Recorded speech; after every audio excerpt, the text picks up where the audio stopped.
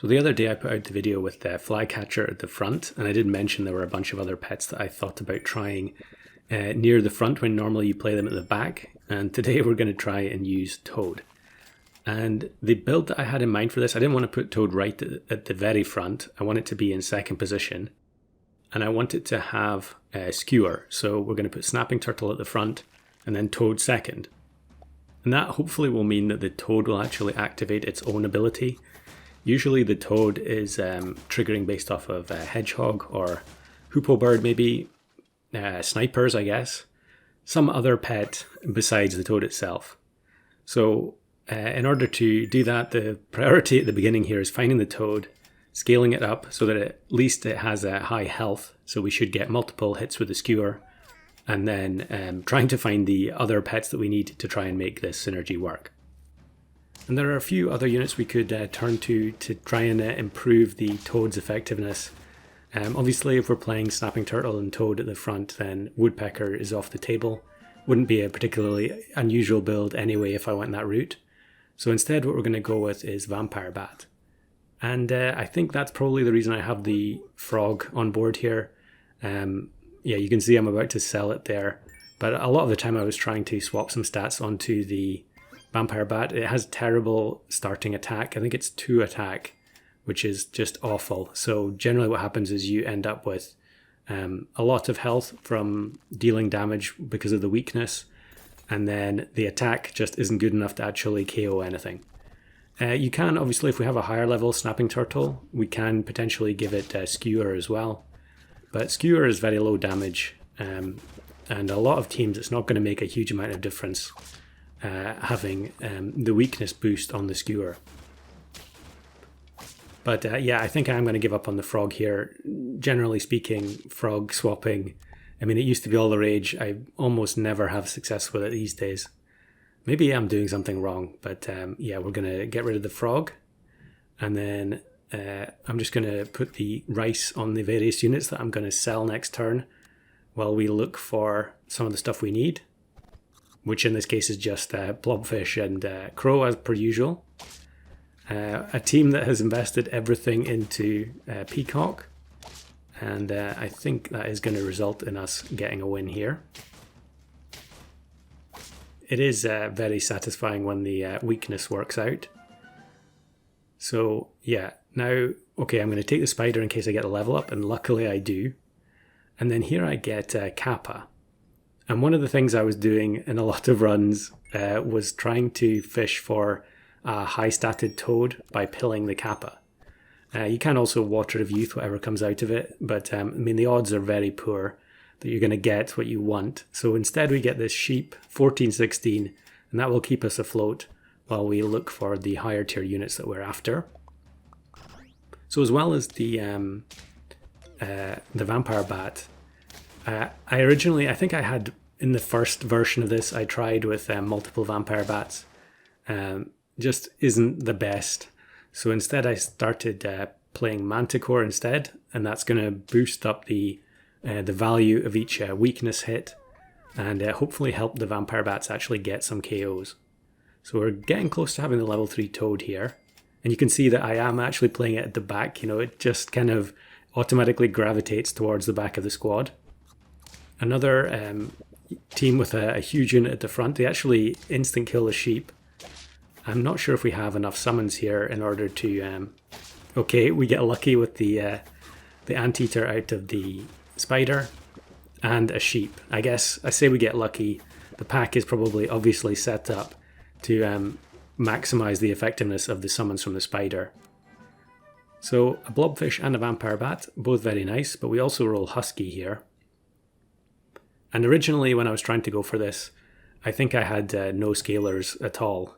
I was only going for the weakness synergy, thinking that it was going to be strong enough, but definitely not the case. And so we bring in the Husky, and I actually get a second one. So I think here maybe, okay, I could have justified just selling the spider there, but luckily we roll another chocolate. So we can start getting the Vampire Bat to a state where it could actually, you know, be effective once it's gained a lot of health from the weakness. So we're going to be fine here. it is one of these pets where initially it seems quite good, but then it rapidly becomes completely obsolete because teams have such high health that the health that's gained by the vampire bat just doesn't really matter. We'll see some examples of that later on, I think. There I could, since I had 4 hearts there, I probably could have just pilled the blobfish. But maybe I'm thinking about combining the blobfish to try and get a high level tier 6 now. I guess we'll find out in the next shop phase.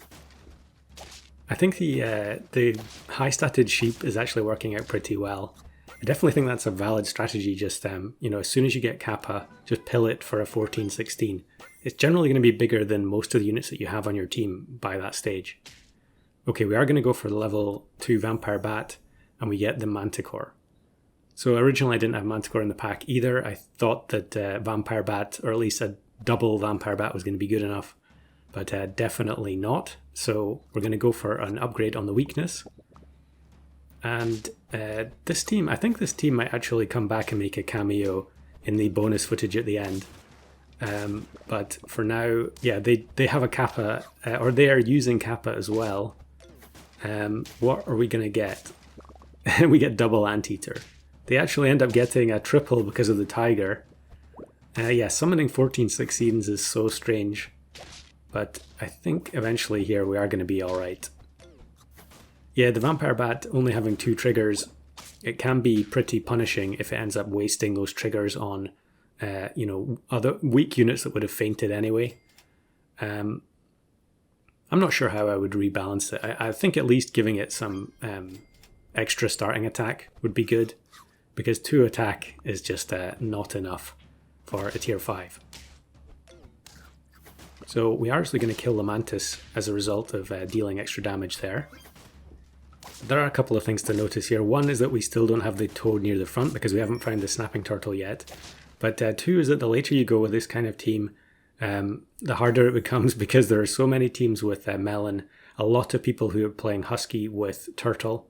And you can see here I realise on 9 I have to just give up on the scaling and rush to try and find the Snapping Turtle.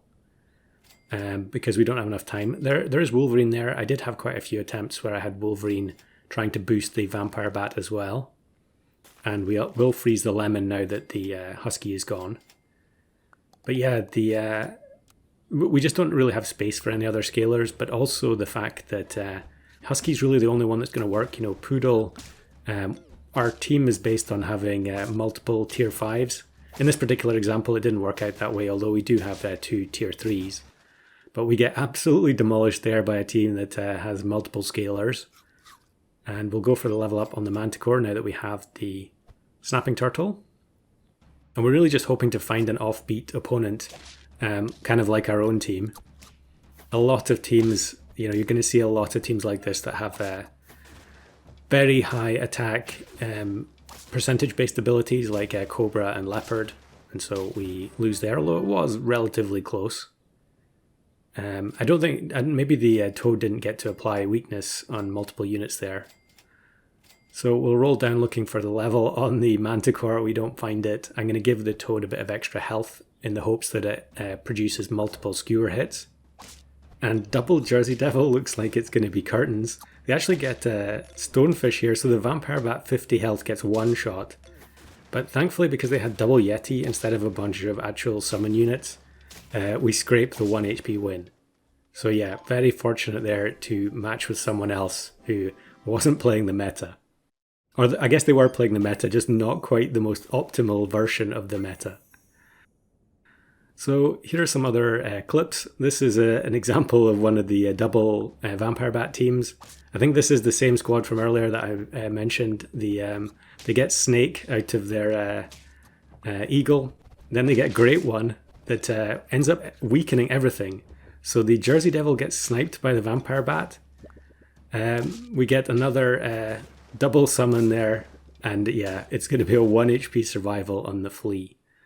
So yeah, there were plenty of painful loss clips. I actually spent almost 6 or 7 hours on this, trying to get, exactly the combo I wanted. And you can see I kind of compromised in the winning run, where the Toad was only at the front for a very short time at the end. Most of the games were the Toad was at the front for a long period, I just could not get anything going. So here's one again, turn 17. I think this is the only other win I had out of the entire set.